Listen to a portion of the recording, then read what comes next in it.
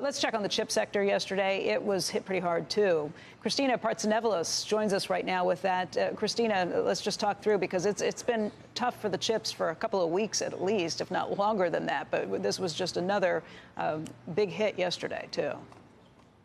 Yeah.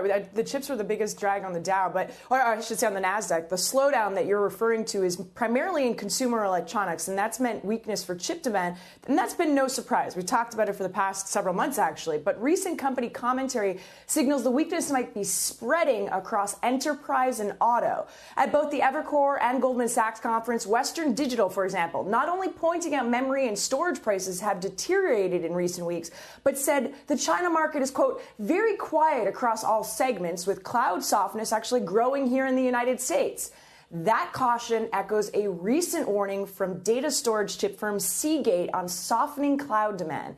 The enterprise segment's starting to show some cracks. And speaking of enterprise, Intel continues to lose data center market share to AMD. Intel actually touched its 52-week low just yesterday in the sell-off, and its stock is down over 20% in the last 3 months, much worse than the semiconductor ETFs like the SOX as well as the SMH during that same exact time frame. So weakness in consumer, you got softness growing in enterprise. Well, maybe you'll ask, what about auto?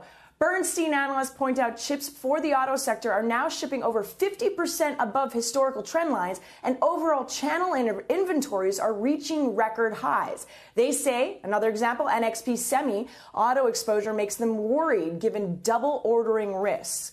So you're wondering, where should you hide as an investor? Both B of A and Wedbush hold near-term confidence in the foundry business, more specifically global foundries. Wedbush points out Taiwanese foundries like UMC as well as Taiwan Semiconductor are tracking well this quarter, and that bodes well for global foundries.